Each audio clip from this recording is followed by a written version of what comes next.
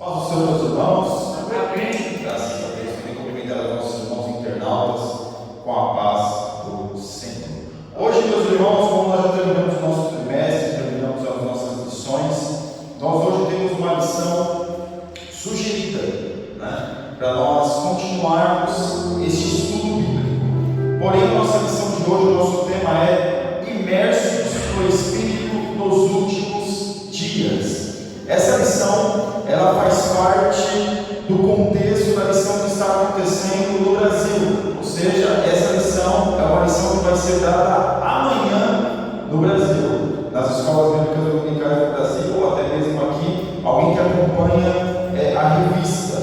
Então, o nosso tema de hoje, meus irmãos, é Imersos no Espírito nos últimos dias. Nós temos um comentarista da revista, e esse trimestre falou muito acerca de Ezequiel, falou muito acerca do livro de Ezequiel, falou acerca dos nossos profetas, assuntos que são da nossa atualidade, assuntos dos nossos dias. E nessa penúltima lição, meus irmãos, imersos nos últimos dias, imersos no Espírito nos últimos dias, o que nós vamos ver, meus irmãos? Aquilo que nós precisamos, aquilo que nós necessitamos, que é estar imersos, que é estar profundo na presença de Deus. Então, aqui no nosso textual, que está em João capítulo 7, versículo 38, diz assim: quem crê em mim, como diz a Escritura, rios de água viva correrão do seu ventre.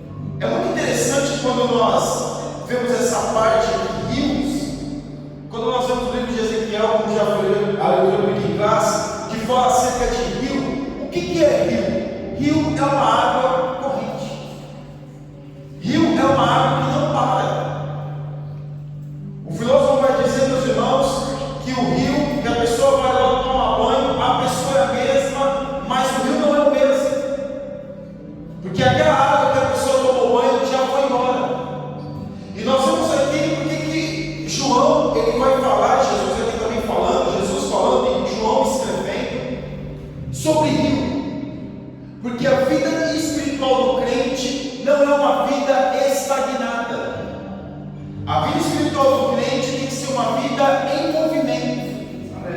O crente não pode ser um lago, ele precisa ser um rio. Porque o lago é onde ali a água fica parada. Glória a Deus. Não pode ser uma piscina onde a água fica parada. Mas tem que ser um rio que é onde o crente movimenta, onde a vida do crente, a vida do cristão se movimenta. O crente, o cristão, ele nunca pode estar, vamos dizer assim, acomodado com a sua vida espiritual. O crente não pode estar acomodado. O crente precisa sempre desejar mais de Deus, orar mais, ler mais a Bíblia, entender cada vez melhor de uma forma racional acerca daquilo, acerca do reino dos céus. Então nós vemos, meus irmãos, a nível de introdução, que quando nós vemos essa palavra rio, que é a questão do movimento, nós vemos hoje muitos, infelizmente muitos, dizendo: cheguei até aqui, para mim está bom, não preciso mais, já consigo ter o meu contato com Deus, para mim está bom, e fica acomodado. Muitos hoje estão acomodados. Como o pastor já citou algumas vezes, o irmão já leu algumas vezes e disse: não preciso mais ler a Bíblia. Ou as pessoas já foram no monte, já leram, já oraram muito, já oraram muitas, mas não preciso mais orar aí, já fez muito isso. Parece aquela pessoa que quando a gente chega no trabalho, que é velho de casa, né? Ih, não precisa fazer isso não, vai devagar, meu filho, vai devagar, não precisa não, calma. E nós vemos, meus irmãos, que a nossa vida espiritual nada mais é como uma alusão da nossa vida terrena. E muitos têm chegado a esse nível.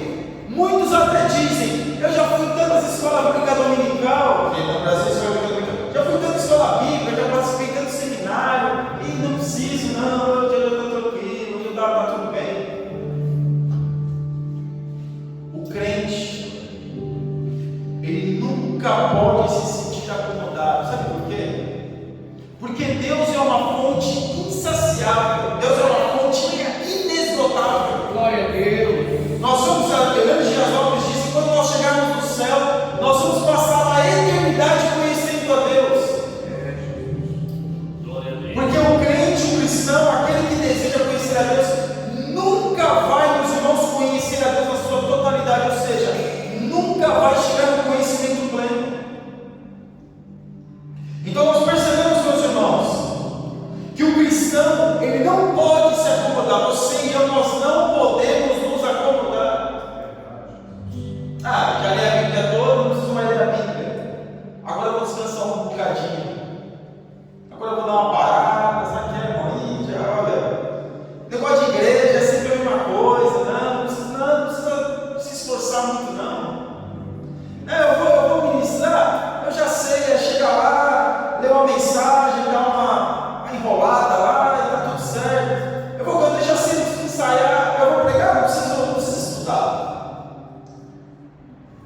Cada vez que nós lemos a Bíblia, cada vez que nós lemos uma passagem bíblica, a nossa mente se abre mais inspiradora acerca daquele texto.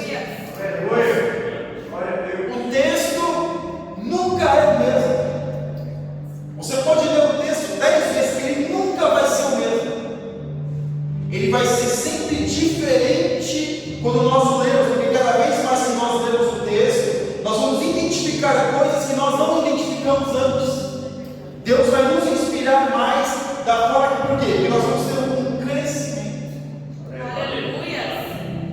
E nós, meus irmãos, neste mundo hoje de comodismo, neste mundo hoje que cheguei aqui para mim tá bom, parei, estou tranquilo, neste mundo hoje que nós vemos que muitos estão deixando de orar, estão deixando de buscar, estão deixando de ler a Bíblia, é perigoso. Aleluia. É muito perigoso. Porque alguém pode dizer, não, mas já sou espiritual, meus irmãos, eu estou vivendo da reserva há 5 anos atrás que eu tenho de oração, eu estou vivendo essa reserva. Às vezes a reserva acabou e ele nem se deu conta que acabou. Será que só eu que já ouvi isso? Eu já fui em tanto vigília, já orei tanto, irmão. Já fui em tanto, não. Aí a pessoa cai o quê? Na apostasia. Porque a sua mente está tão aberta para tantas coisas que entra coisas que não deveria entrar.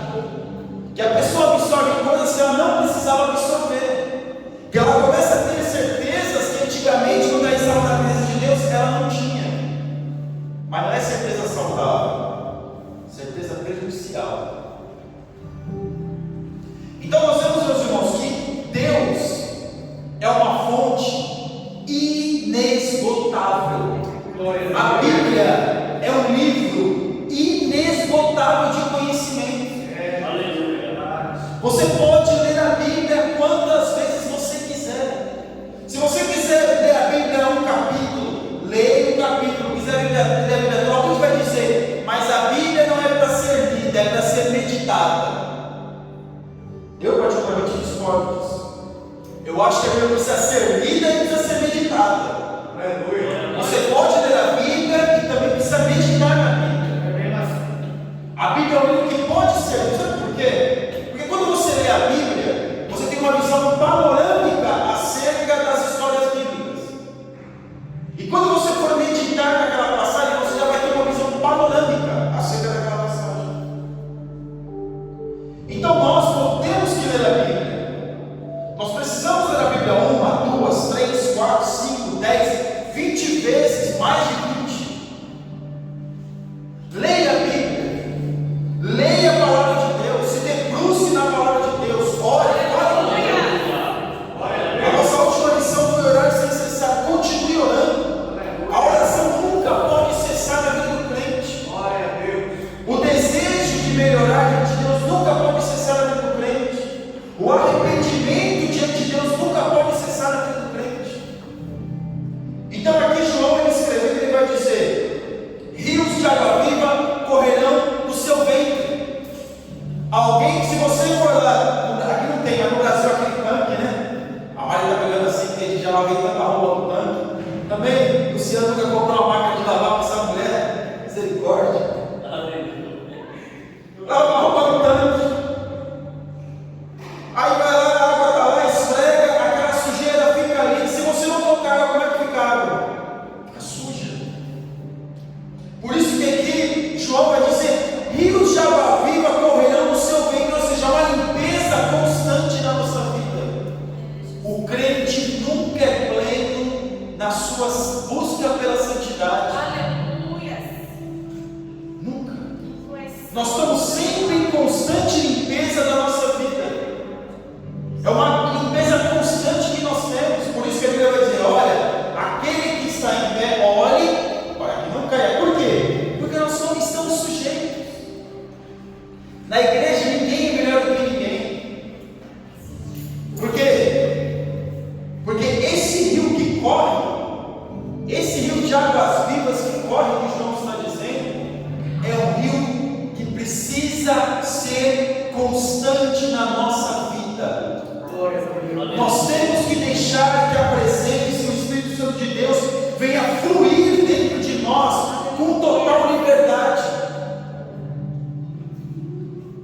Quando você para, já viu aquelas correntezas que às vezes as pessoas param, as barragens, vai lá e para, a água fica ali, mas se tiver qualquer brecha, a água corre.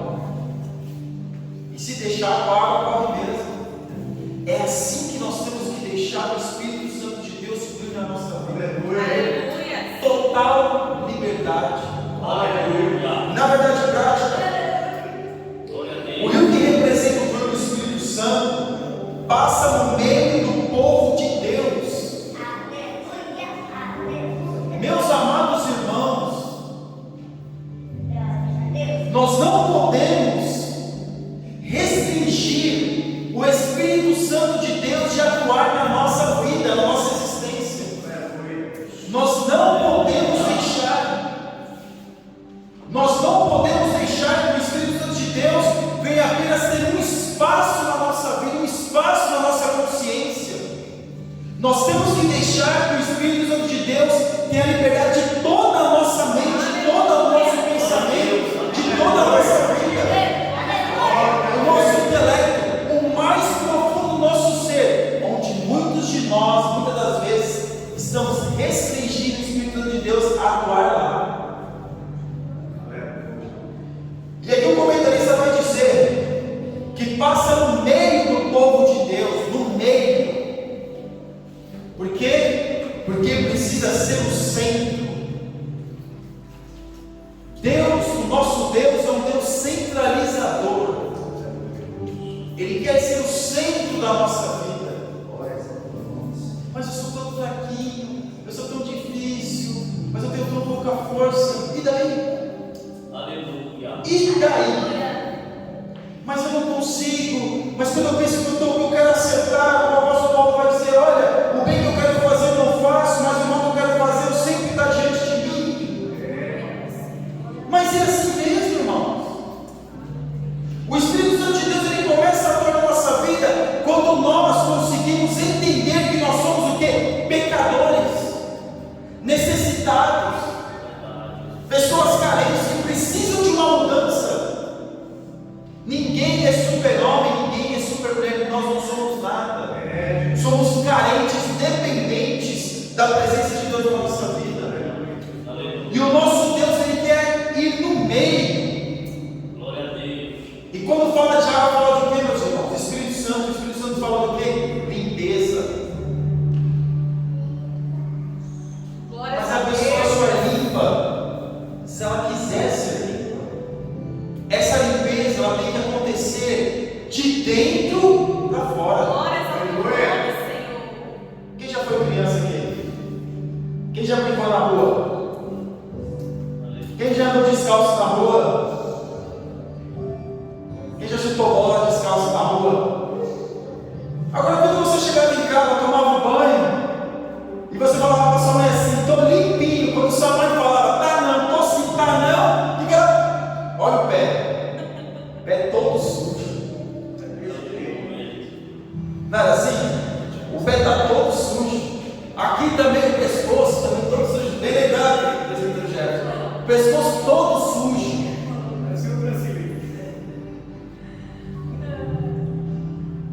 Se sua mãe fala, sua mãe dizia, se não sua mãe dizia, está sujo, a gente fala: não, está sujo, tá. Ela tá sujo, tá vendo? Aleluia. Quem somos nós para contestar com a autoridade? Mas a água não tinha água para tomar banho? A água que tomou banho não era para tomar o banho todo, é para lavar todo o corpo. Meu sobrinho só fica na barriga com sabonete assim.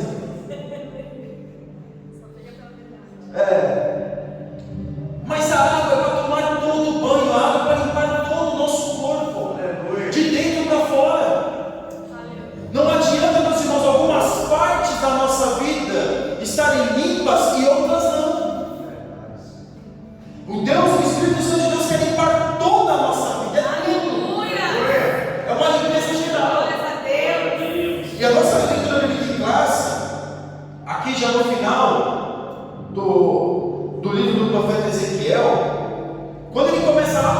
capítulo 40, quando o anjo leva Ezequiel, começa a mostrar para Ezequiel, porque Ezequiel estava triste.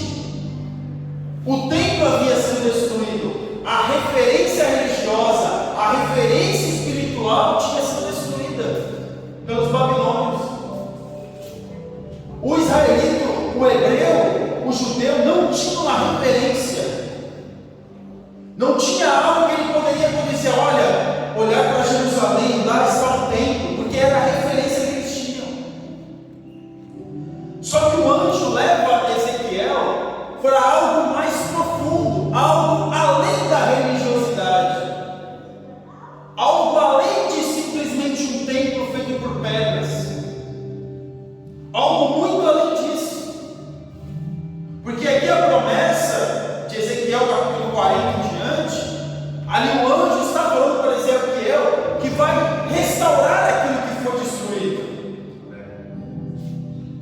Mas talvez a restauração que Ezequiel estava esperando era um outro tempo ainda melhor do que aquele de Salomão. Mas Deus não faz assim. Porque Deus muitas vezes não faz aquilo que eu estou idealizando, estou pensando. Deus trabalha da forma que Ele quer. E uma das coisas boas que aconteceu com o povo de Israel na Babilônia foram as sinagogas, porque antes não tinha sinagoga. Uma das coisas boas que aconteceu com o povo de Israel na Babilônia foi que nunca mais, irmãos, eles adoraram a outro Deus. Nunca mais eles colocaram a idolatria no meio deles. Nunca mais eles adoraram a Baal, a Astarote, a Aserá. Nunca mais houve influência de outras religiões, de outros deuses na cultura do judeu.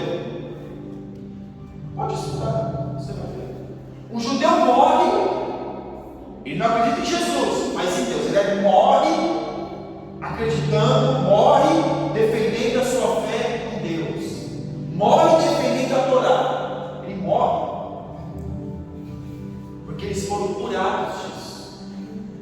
E foi essa uma das restaurações que Deus fez. E aqui, nessa última parte, nesse último capítulo do livro de Ezequiel, nos últimos capítulos já do livro de Ezequiel, ele começa a ter uma visão. E o Espírito Santo de Deus aqui vai levando ele nessa visão. Águas que davam nos tornozelos, águas que davam nos joelhos, águas que davam nos lombos, água que cobria tudo, ele tinha que começar a nadar. Aleluia. Aleluia. Porque quando nós nos entregamos ao Espírito Santo de Deus sobre a nossa vida, haverá um momento, não é que nós vamos perder o controle, que nós vamos ser guiados por essas águas. Glória a Deus. E aqui na nossa introdução, essa primeira parte do capítulo 47 é a continuação da visão do templo de Ezequiel.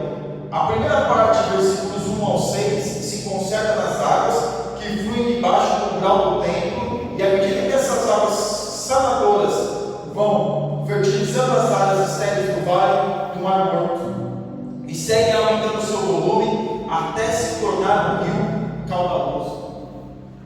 Começa, Ezequiel olha e ele vê um pequeno rio, um pequeno filete de água, e aquela água vai aumentando, aquela água vai aumentando, aquela água vai aumentando, aquela água vai aumentando, até se tornarem correntes caudalosas.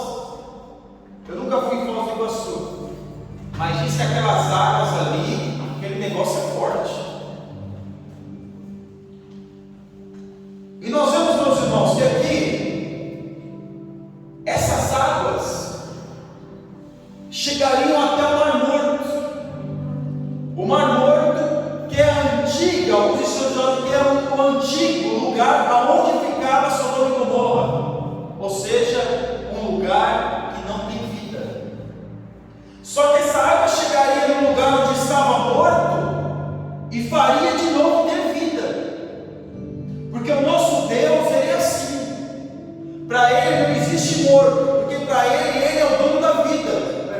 E Ele dá a vida, aonde Ele quiser, como Ele quiser, da forma que Ele quiser. Aleluia. E aqui, meus irmãos,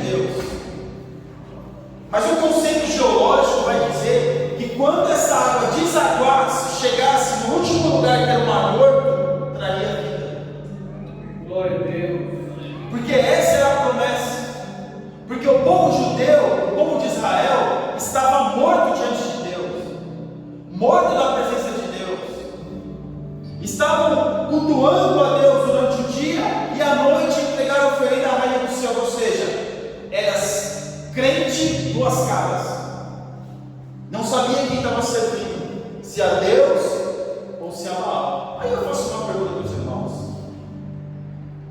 será que nós sabemos que realmente nós estamos servindo? Será que nós realmente temos esse desejo de nos entregar cada vez mais a Deus, para nós estreitarmos o nosso relacionamento com Deus? Ou muitos de nós, que já aconteceu, né? Comigo não, mas algumas mulheres reclamam, outros homens reclamam, que às vezes o homem ou a mulher está namorando, tem um relacionamento, mas aí quando chega na hora, e aí, vai casar? Não, casar já vai ter um compromisso mais sério. Não quero casar, não quero ter compromisso, só quero ficar no namoro, não quero casar, porque não quer estreitar os laços, não quer estreitar a comunhão, não quer estreitar a intimidade, quer ficar só na superfície. Casar não. Para que eu vou casar? Não preciso casar não, agora para mim aqui tá bom. Ah, mas você não vai casar? Não, então tem que ir embora. Então a pessoa deixa aquela pessoa, vai namorando, continua namorando, ou seja, não quer um relacionamento. E aí eu vou dizer para os irmãos, tem muitos dentro da igreja que é exatamente assim, quer ficar apenas no namoro com Deus, quer ficar apenas flertando com Deus. Aleluia. Mas o nosso Deus é um Deus de relacionamento sério. É um Deus que quer estreitar o relacionamento. E sabe o que é engraçado, meus irmãos? A água do capítulo 47 não cobre todo Ezequiel de uma vez, ela chega nos tornozelos, ou seja, é uma limpeza, é uma vida contínua, é uma vida de melhora, é uma vida de profundidade que vai acontecendo com o tempo. Porque eu conheço muitas pessoas que já vieram falar para mim: então eu tenho vontade de ir para a igreja, mas se eu for para a igreja, eu vou ter que deixar de fazer isso, eu vou ter que deixar de fazer tanta coisa que eu gosto. Mesmo assim, Pai, aleluia. Aí eu falo para essa pessoa: meu amigo, minha amiga, não se preocupe com isso, fique em paz, vá cultuar a Deus. E se você que tiver que deixar essas coisas que você tanto gosta, não se preocupe, você vai perder o gosto por isso e vai perder gosto por outras coisas. Não se preocupe com isso. Mas eu vou ter que deixar porque eu gosto tanto disso. Fique em paz, porque a água primeiro vai bater no tornozelo, que é o primeiro passo, depois ela vai subindo, depois ela vai inundando, mas é o que? É o tempo. É o tempo. Tem coisas, meus irmãos, e quando nós chegamos na igreja, nós temos que deixar imediatamente, isso é fato. Mas tem outras coisas que é com o tempo. Não adianta, meus irmãos, eu falar para os irmãos: olha, eu quero que você não você precisa ler a Bíblia o dia todo. Você tem que ler a Bíblia o dia todo. É um mês para ler a Bíblia. Calma. A pessoa às vezes não tem o hábito de ler. As pessoas às vezes não têm esse hábito. É com calma. Olha, lê um capítulo da Bíblia, mas esteja em contato com Deus, porque o desejo ele vai se aprimorando na presença de Deus. Glória a Deus. Não queira correr com pressa, meu irmão, minha irmã, na sua vida espiritual. Vá com calma. Quem corre muito rápido, os corredores velozes, eles conseguem correr apenas 100 metros. Mas os maratonistas conseguem correr 40, 50 metros, 40 quilômetros, 50 quilômetros ou mais. Aleluia. Depende de onde você quer chegar. Não adianta ter aquela explosão no começo, mas chegar no final já vai cansado. Vai com calma. Deixa a água bater no tornozelo primeiro. E aqui no tópico 1, sobre o aspecto escatológico, a nascente do rio. Os detalhes da parte 1, os detalhes deste complexo, como dimensões diárias, dependências e medidas, sugerem um templo literal, ou seja, é um templo mesmo. Ezequiel está tendo uma visão de um templo mesmo. Mas que templo era esse? Se os dois morreu de Herodes já está tendo uma visão escatológica, uma visão lá na frente que foi destruído, eram literais. Não faz sentido o novo tempo ser uma mera visão idealista, ou seja, algo corriqueiro, como símbolo ou figura para transmitir ideais ou simbologia. De igual modo, a promessa divina do novo tempo é também literal. Alguns vão interpretar essa passagem como uma interpretação do milênio,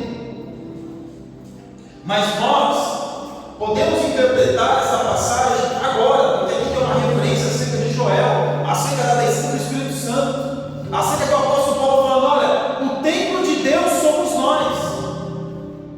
nós somos o templo de Deus, nós, meus irmãos, nós somos pessoas, somos servos de Deus, onde a água precisa fluir dentro de nós, porque a água que estava fluindo no templo, a água de Deus, os rios de Deus precisam fluir dentro de nós. E aqui na parte 2, o guia celestial, um personagem que aparece desde o início da visão do novo tempo, era um homem. Eles têm a visão de um homem, era o anjo do Senhor. Sabe o que eu aprendo aqui, meus irmãos? Quando Deus Ele está nos direcionando a algo, nós não estamos sozinhos,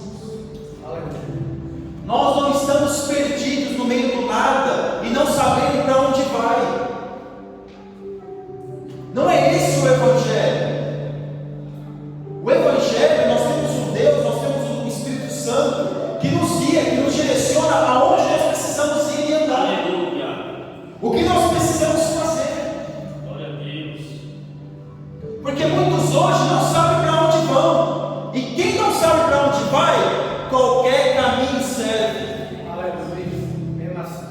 Para quem não sabe para onde vai, qualquer caminho serve. Tanto faz ir para lá, para cá, qualquer caminho serve. A pessoa não sabe para onde vai. Ela não sabe quem está guiando a vida dela. Ela não sabe quem está direcionando a vida dela. Nós vemos no livro do Peregrino, não sei se os irmãos já leram, é um clássico, depois da Bíblia, um dos livros mais vendidos, que o fiel, ele está andando sendo direcionado por caminhos, e cada caminho que ele passa é uma fase que ele tem que viver, é uma fase que ele tem que passar. Se os irmãos quiserem, depois eu posso postar lá o livro. Tem o Peregrino e a Peregrina. Eu posto o livro lá no nosso grupo. E tem um filme também no YouTube, se os irmãos quiserem colocar lá no YouTube, o Peregrino, tem o livro, o filme. E cada fase que ele vai passando, vai tendo uma adversidade cada vez maior, cada vez fica mais difícil.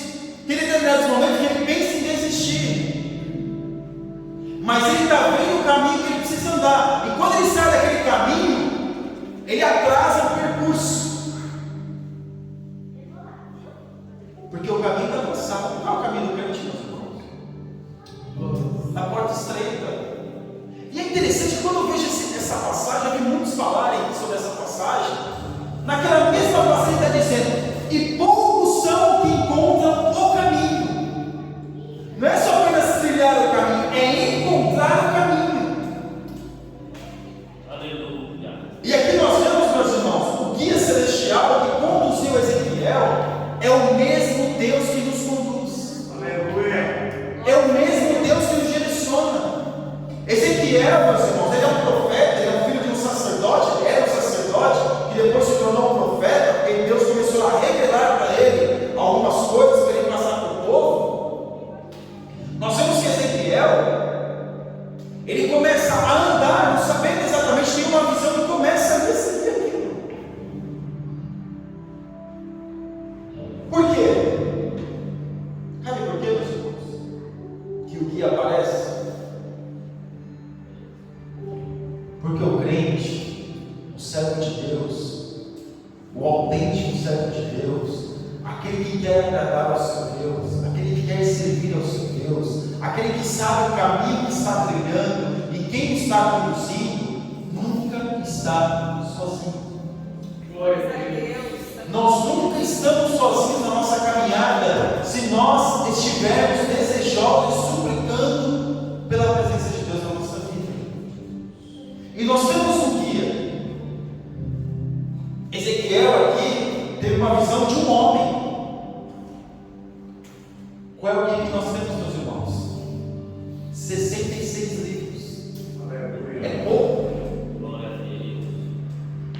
Qual o que nós temos, meus irmãos? O Espírito Santo de Deus que desceu na terra, como Jesus falou: olha, vou te mandar o Consolador, vou te mandar o Consolador. O Espírito Santo de Deus que nos ajuda a andar na presença de Deus, nos dando força. Quando você está sem força, quem que acha que você que te levanta a dar uma injeção de ânimo? Glória a Deus. É o Espírito Santo. Aleluia. É Ele que nos conduz, é Ele que nos ajuda.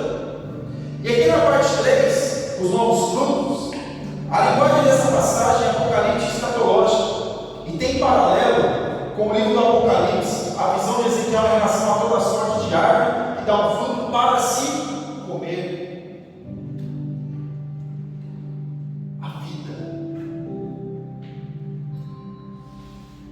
O fruto da árvore da vida. Como é que nós sabemos, meus irmãos, que as pessoas estão vivas, têm vida? Apenas porque está tendo uma expressão corporal? Não. Porque muitos podem ter uma expressão corporal, mas estão mortos espiritualmente. E sabe por que, meus irmãos, nós podemos dizer isso? Porque o espírito do homem não morre. O que morre é o corpo. O corpo morre. O corpo fica sem atividade. Mas o espírito do homem e a alma do homem não morre. Ela é imortal.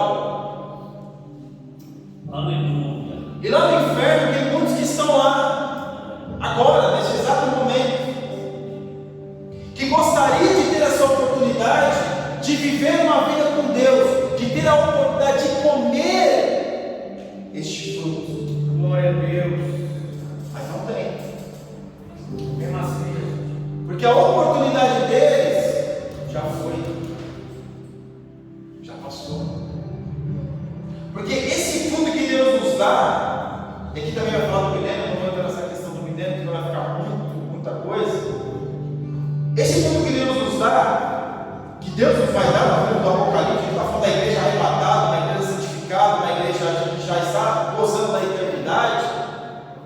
Se nós colocarmos hoje este fruto para nós hoje, é a presença de Deus na nossa vida, é a graça de Deus que nos conduz, que nos dá força, é o pão vivo que desceu do céu, é a água viva que nos ajuda, que nós podemos ter este contato. E nós podemos entender, meus irmãos, que aquele que não participa da mesa do Senhor não tem a presença de Deus na sua vida. Nossa, irmão, misericórdia, mas Jesus está em todos os lugares, mas Jesus conhece a minha vida, o Espírito Santo de Deus está em todos os lugares. Sim, Ele está, Ele é. Mas a partir do momento que nós não queremos Ele na nossa vida, realmente Ele não vai fazer parte da nossa vida. Glória a Deus. Ele vai nos dar oportunidades, mas nós só vamos fazer com que esse Espírito Santo de Deus faça parte da nossa vida, se nós quisermos. Aleluia. Porque este fruto não é para qualquer um. Este fruto, meus irmãos, não é apenas dizer e ter uma simples convicção. Este fruto não é para quem tem convicção que Jesus existe, que Jesus é Deus. Não, para quem vive na presença de Deus, para quem deseja melhorar na presença de Deus, para quem quer de fato a presença de Deus. Aleluia. Aleluia. E aqui no tópico 2, sobre a implicação pneumatológica, as águas. O ser celestial fez Ezequiel passar pelas águas, que ao caminhar, o primeiro trecho era de 1000 côvados, 500 metros. Ele andou 500 metros. E aí ele teve o primeiro contato com a água. Depois aqui no mesmo tópico vai dizer que ele andou mais 500 metros e teve contato com a água. Talvez ele poderia ter dado uns 500 metros, a água já bateu no meu tornozelo, tá bom para mim, já limpei, lavei meu pé, tá tudo bem, vou sair.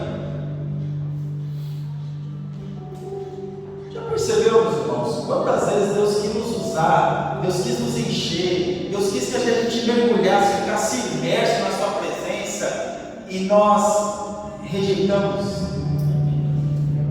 E nós muitas vezes, como diz o mineiro Demo Bobeira, às vezes naquela passagem lá de Cantares de Salomão das raposinhas, nós damos lugar para essas raposinhas, pedras de tropeço, e acabamos perdendo muitas vezes, nos distraindo. Glória a Deus, é bem assim. Já parou para pensar? Porque Ezequiel ele vai ter um contato contínuo com a água. Aleluia. Eu fico pensando, meus irmãos, quantas oportunidades nós já não perdemos de esse Espírito Santo, dessa vida, dessa experiência, dessa convivência com Deus. Quantas vezes nós não perdemos? Quantas vezes a gente chegou só até o tornozelo, ou só até aqui o joelho, e falando assim: tá bom para mim, graças a Deus, se eu começar a ir mais fundo, eu vou ter que ter mais compromisso, e aí não vai dar certo.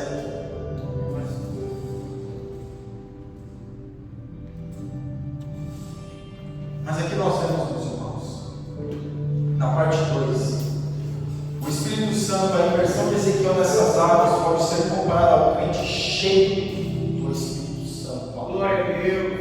Não é um crente que fica fazendo barulho, não é um crente lata vazia, é um crente cheio do Espírito Santo. Aleluia. Glória a Deus. Não é um crente que diz que na hora que está todo mundo, o fogo está na igreja, ele está fazendo ministério. Não é esse crente que só fala de ministério quando todo mundo está falando, que só é espiritual quando todo mundo está sendo espiritual. Não. É o crente que é espiritual na igreja, ele é espiritual na sua casa, ele é espiritual no trabalho, ele é espiritual na igreja. Aleluia. É mesmo assim, papai. Porque às vezes a gente confunde espiritualidade achando que o crente tem que andar na rua falando língua estranha, marchando, né? Pastor Márcio? Quando tem aquele, eu só acredito, eu vou. É como aquela consciência que muitos tinham. Eu vou para a igreja para Deus falar comigo, mas eu só penso Deus falar comigo se vier uma marchando na minha direção lá e falar comigo, eis que te digo. O crente cheio do Espírito Santo, ele consegue ter o discernimento, o entendimento de Deus falar com ele em todos os momentos. Glória a Aleluia. Deus.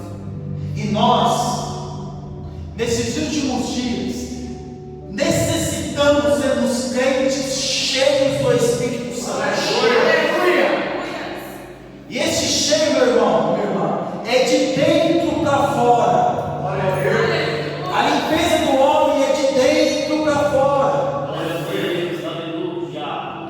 Nós precisamos sim falar com Deus: Senhor, visita o meu intelecto, Senhor, visita a minha consciência, visita as minhas faculdades mentais, Senhor, visita aqueles pensamentos que muitas vezes eu tenho, que desagradam a tua presença, desejos, meu Pai, absurdos que vêm em mim.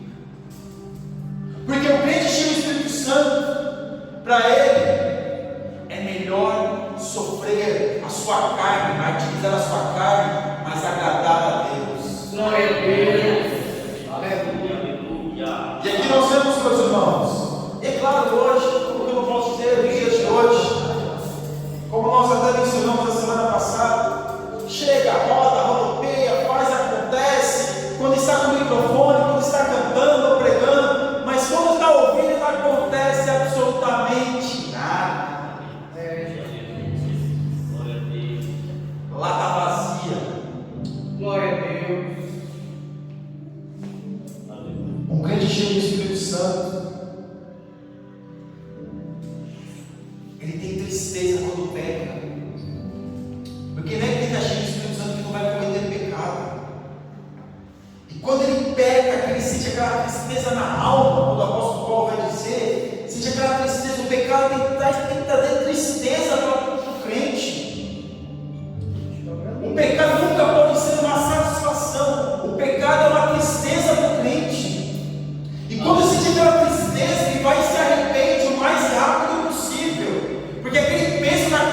doença precisa sair logo.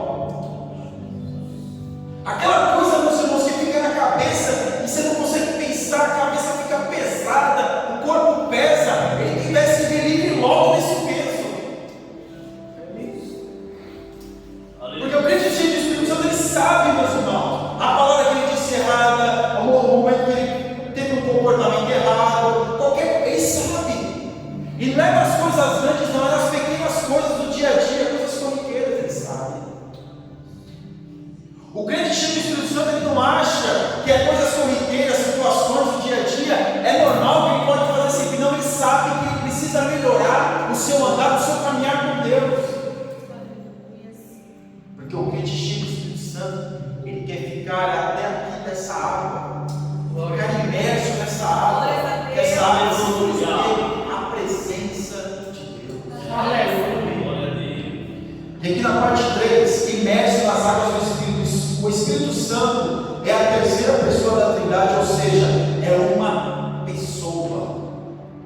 O que uma pessoa tem, meus irmãos? Sentimento, raciocínio, pensa, tem vontade própria. O Espírito Santo de Deus também é assim, meus irmãos. Ele sente tristeza.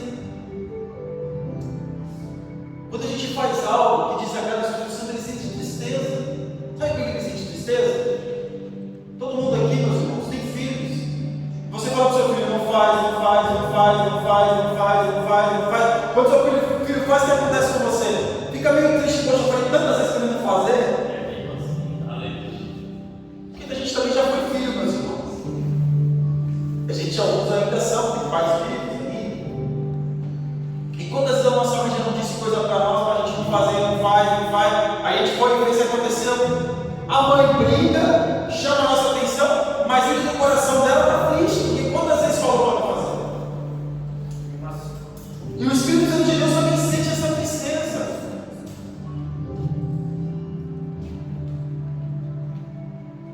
Porque ele tem sentimento.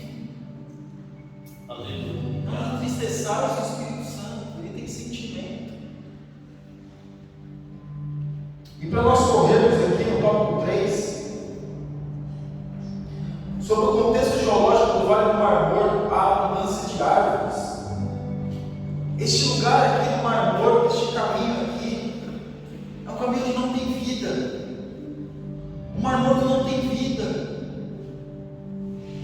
No capítulo, no tópico 1, na parte 1, na parte 2, na parte 3, eu vou ler até uma partezinha aqui da parte 1. No entanto, a palavra profética contém o surgimento de abundância de árvores, como resultado das bênçãos das águas vivificadoras. Esse quadro profético é do milênio, está dizendo lá no milênio, onde as coisas vão ser restauradas. O que nós vemos? Mas não é todos que interpretam que é somente no milênio. Mas para nós não entrarmos somente no milênio, vamos falar de hoje. É um mar salgado, é um mar morto, de tanto tem sal ali, que não tem vida.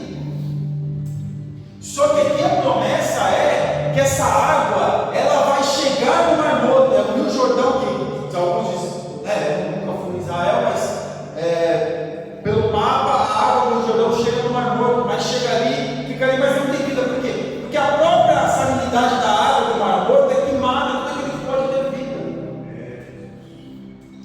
Mas veja bem, meus irmãos, aqui, mesmo o mar sendo morto, mesmo o mar sendo um lugar onde alguns defendem que foi Sodoma e Gomorra, onde a mulher de Ló se transformou numa água, uma estátua de sal, mesmo sendo um lugar desse que sempre houve morte, que nunca teve vida, mesmo assim nós temos a promessa de Deus de trazer vida para aquele lugar. Glória a Deus, aleluia. Porque para o nosso Deus nada está perdido. Aleluia. O nosso Deus tem vida onde está morto.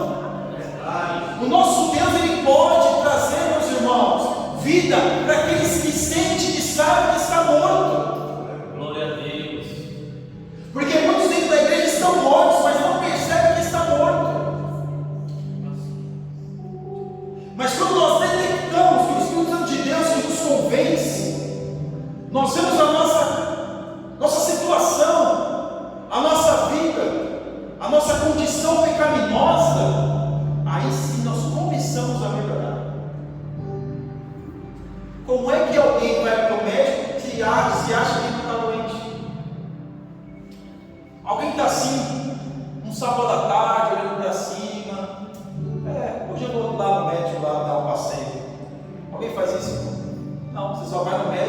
irmãos como eu, só vai se for na última instância.